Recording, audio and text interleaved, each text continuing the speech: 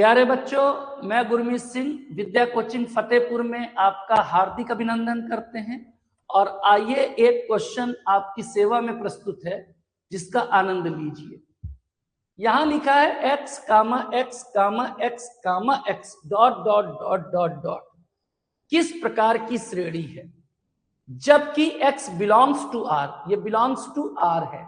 x किसको belong कर रहा है? r को। ठीक है, तो यहां पर मैं जो बात बताना चाह रहा हूं वो जरा ध्यान से सुनिए। आप इस हिस्से को x belongs to r, x किससे संबंधित है? x रियल नंबर से संबंधित है, इस बात को समझिए। ठीक है, आइए हम लोग शुरू करें। तो मुझे ये समझ में आ रहा है कि ये सीरीज एपी है। क्यों समझ में आ रहा है? एपी मतलब अर्थमेटिकल प्रोग्रेशन, समांतर श्रेणी। क्यों? समांतर श्रेणी में गैप बराबर होता है, ये बात आपको मालूम होनी चाहिए। समांतर श्रेणी एपी में डिफरेंस दो पदों का हर जगह सेम होता है। तो यहां पर x से x का डिफरेंस 0, x से x का डिफरेंस 0, x से x का डिफरेंस 0। इसका मतलब इसमें कॉमन डिफरेंस 0 बन रहा है, जिसको हिंदी में हम सार्वांतर कहते हैं। कॉमन डिफरेंस 0 बन रहा है, और जिस श्रेणी में कॉमन डिफरेंस सेम होता है वो एपी है।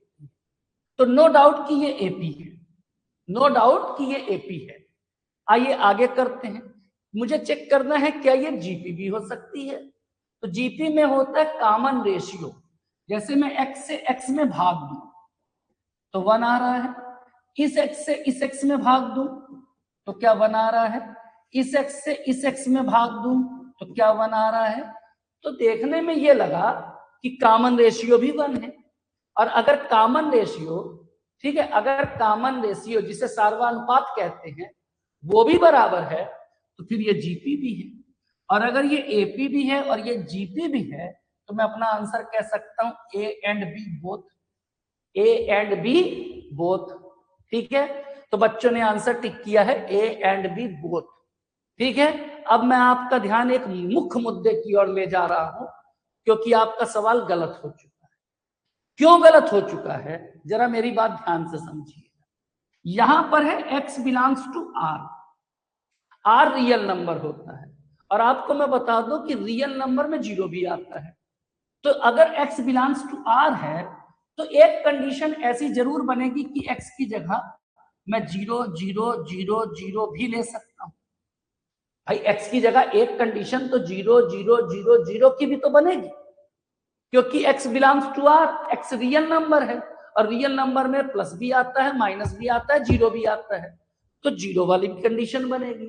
और जैसे ही मैं x को 0 सोचूंगा, 0/0 करने पर ये मामला गड़बड़ा जाएगा, क्योंकि ये आपका अनडिफाइंड होता है, अनडिफाइंड होता है।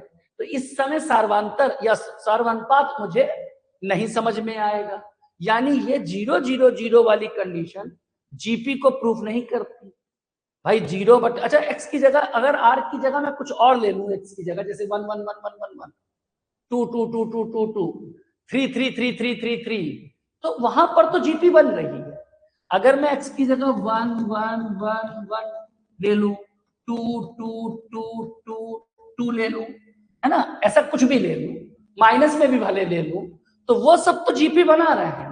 लेकिन चूंकि x बिलोंग्स टू r है तो मैं 0 भी ले सकता हूं। और जैसे ही मैं 0 ले रहा हूं वो जीपी नहीं बन रही है। इसका मतलब इसमें एपी तो 101% बन रही है और जीपी भी मोस्ट ऑफ द केस बन रही है। लेकिन एक कंडीशन ऐसी है 0 0 0 0 0 वाली, जिसमें जीपी नहीं बन रही है। इसका मतलब कि ये x x x x x पर गारंटेड नहीं है कि जीपी बनेगी। हालांकि आप देखोगे कि मोस्ट ऑफ द टाइम बन रही है, लेकिन एक कंडीशन है ना ऐसी जिसमें नहीं बन रही है। अब चूंकि एक कंडीशन है तो मुझे पूरे को ही रिजेक्ट करना पड़ेगा। इसलिए इस सवाल में मैं कह सकता हूं कि ये जीपी बने इसकी कोई गारंटी नहीं है, बल्कि जीपी का कॉन्सेप्ट इसमें नहीं लगेगा 0 0 0 की वजह से। इसलिए ये ओनली एपी है। यानी आंसर नंबर ए इसमें टिक करिएगा, इसमें आपको बोथ नहीं टिक करना। पहली बात समझ गए आप।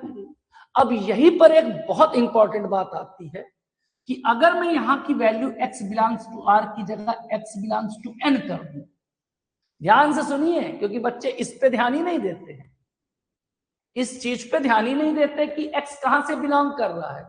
अगर x बिलोंग्स टू r है तो ये ओनली AP है, और अगर x बिलोंग्स टू n है, नेचुरल नंबर, तो बताइए नेचुरल नंबर में तो जीरो आता नहीं है, तो फिर उस समय ये कहानी खत्म हो जाएगी और ये उस समय AP और GP दोनों हो जाएगी। तो उस समय मैं इस आंसर को टिक कर दूंगा। तो यानी आप क्या समझे, सेम क्वेश्चन है, लेकिन अगर मैं कंडीशन बदल दूं तो आंसर बदल जाए। अगर x x x x x x इस प्रकार की श्रेणी है, x बिलोंग्स टू r लिखा है, तो मैं कहूंगा इसका आंसर सिर्फ AP है, सिर्फ AP। लेकिन अगर x x x x x लिखा है और x belongs to n natural number लिखा है, तो मैं कहूंगा इसका answer AP and GP both है। फिर उस समय मैं इसको टिक करूंगा। तो आपने देखा कि कैसे इसको अवॉइड करने का परिणाम घातक निकलता है। तो इसलिए क्वेश्चन के साथ साथ जो उसमें टर्म एंड कंडीशन दी गई है उसको नहीं अवॉइड करना है, वरना आंसर चेंज हो सकता है। तो पूरी उम्मीद है कि आपने इस बात को बहुत ध्यान से समझा होगा और इसका लाभ उठाया होगा। बहुत बहुत धन्यवाद।